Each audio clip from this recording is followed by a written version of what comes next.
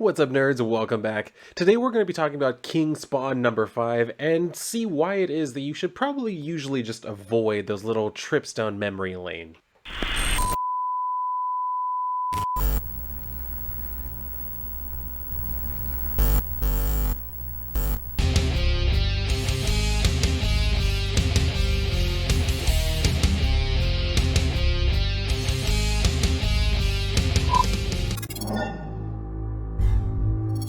So if you will remember from the end of issue 4, what we saw was that basically Al put together that he needed to go back to Botswana. For some reason, something was calling him back there. So he told Terry, you and I are going to go there, while all the other spawns kind of like broke off onto different locations. So we're seeing this, we're starting out, of course, with the flashback. And we're kind of seeing what happened in Botswana. This is back when Al was still just a soldier, or special forces really. But anyway, he's here on a very particular mission, and he's on the the walkie-talkie, whatever the hell he's using. He's on there with his commanding officer, who's saying like, have you found the target? He says, in pursuit. So they're asking him like, well, what are you waiting for? And then he says, have to go radio silent. So he's telling him like, those aren't your orders, soldier, before it just like cuts off and everything.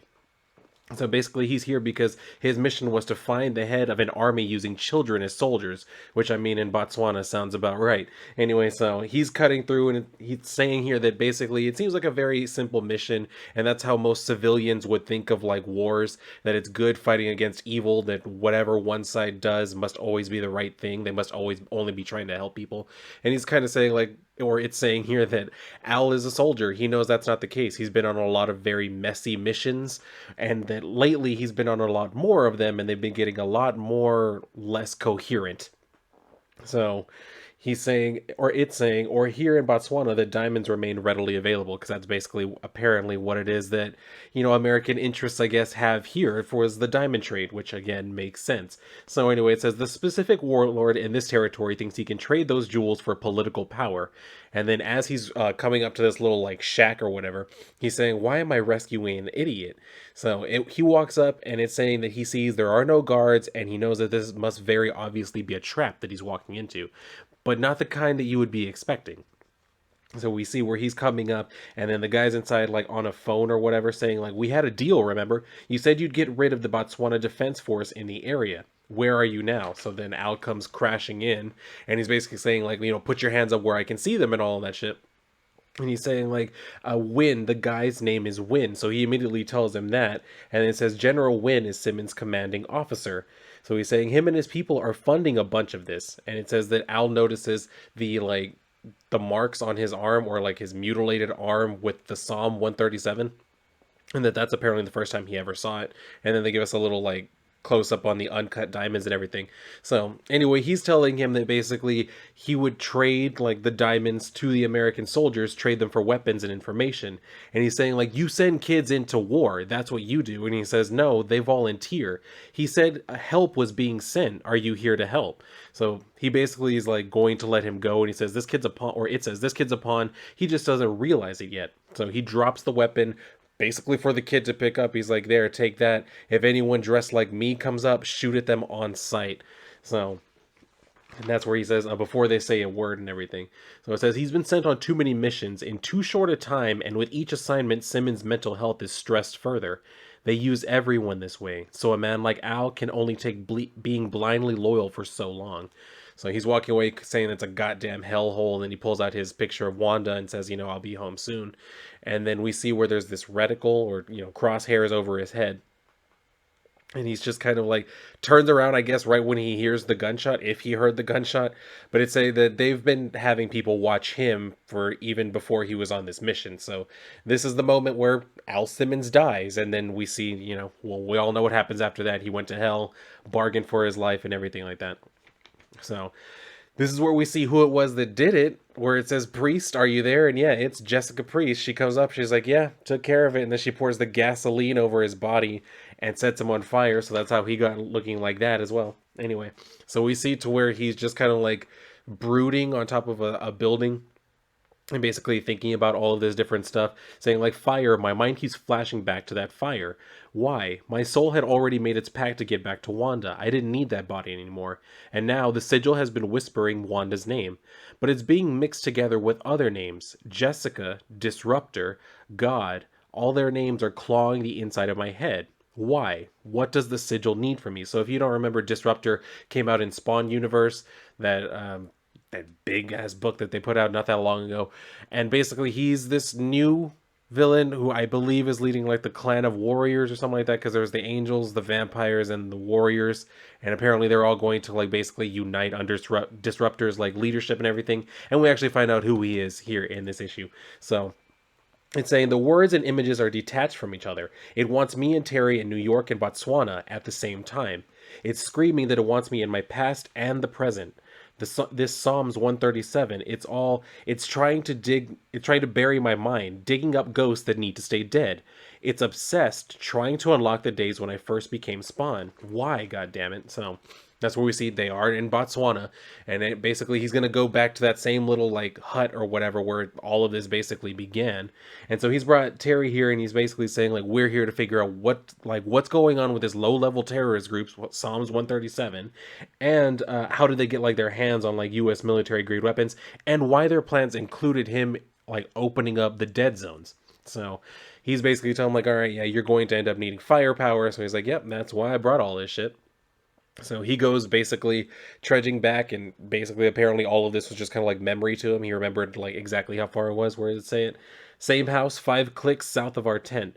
So last time I didn't want to be noticed. This time there's no need for it. I was the target then, and I'm still the target now. Only difference is this time I know it. So he shows up, and inside, like I guess painted on the wall is the words "The King returned." So he's on the comms with Terry and says the structure is empty. What's the perimeter look like? And then he like tries calling him again because he didn't say anything. So he says, "This is when the voice comes up behind him, and yes, it's Disruptor who comes up behind him. Is like, yeah, Terry can't hear you right now."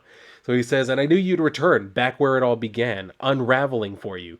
Those I work for didn't think you'd come back, but I knew you would. That you couldn't resist because the soldier in you wouldn't allow yourself to do otherwise. Isn't that right, Al? The sigil gave you an order, and your training forces you to do what you were told, even if those orders were closer to a death threat. It's a shame that you had to involve others." And that's where he throws Terry on the ground. So we see, yeah, he got both of them. So he comes up on him and sees what happened and says, "See what happens when you don't listen? Just take the crown and open the doors so the servants can come worship. None of us will get what we need to until you do that."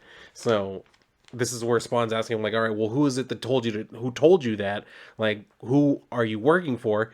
And then Disruptor tells them, "Come now, you're not that stupid. The sigil, it's the sigil controlling all this. But I see you're wondering who controls the sigil. If you want that answer, then open the dead zones and watch who walks through it. Then you'll know who thinks they're worthy of sitting upon hell's empty throne." And he's saying like, or perhaps that's what you really desire secretly. And then like Spawn yells at him that he has no idea what it is he desires. So they start getting into the fight, and he says, "Fine, then tell me."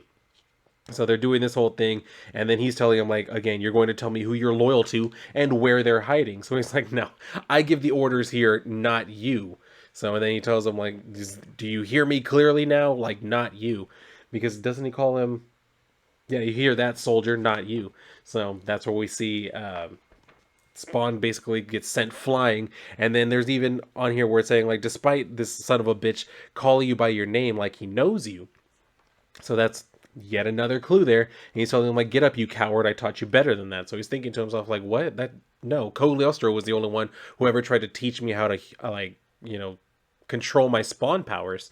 So that's where he's telling him, like, you never taught me anything. If you did, you'd have been smart enough to have stayed away. Because anyone willing to kill children just to get my attention knows I won't rest until you're all dead. But not until I know who you are. And this is where he sends the chains flying and like knocks off his damn helmet. And then we get the reveal that yes, it's General Jason Wynn, who was also famously the very first Redeemer, the anti-spawn. So he's coming back again, yet another villain coming back from the past. First it was Billy, now it's Jason Wynn. So he's telling him, like, take a good hard look then, and know your eyes aren't seeing things. It's me, and I'm more alive than you. So basically he's just saying here, yeah, he's the one who started all of this. May God help everyone. So That's where we leave off on this particular issue, and we're going to see what ends up happening because he clearly has power, not the same powers that he had as the Redeemer, but he definitely has power. So it'll be interesting to see where exactly he got that from. Possibly, I don't know, maybe from Gaia, since that was. Didn't he see like in the last issue, or was it the issue before that? Spawn saw like that oracle or whatever the hell from Gaia. So I mean, it could be something like that, more natural type of magic power rather than angelic or demonic or whatever the hell the vampires are. So I don't know. We'll see what ends up coming from them, but it's pretty interesting. I like all of these like callbacks to the past. You know what I mean? Kind of just keeps it all grounded in its own mythology. So I do like that touch that they're going for here. But we'll see how it actually gets balanced out in the end. I don't know. Like I said, the story itself is still interesting. I do like, all of this, but I mean, you should have seen that the whole like walk down memory lane that was going to be a trap. And like he said, he did know it was a trap, but now he actually knew that he was walking into one and that he was who they wanted. So yeah, that's about all I can say for it. I am still enjoying this. I want to see where it's going to go. I hope that they're able to stick the landing and it doesn't just become a big. Because too often when you have all of these moving pieces, it becomes just this big jumbled mess where you can tell they had this idea and they kept developing and developing and developing and to the point where they were like, yeah, there's no real way to just wrap this up with a nice bow.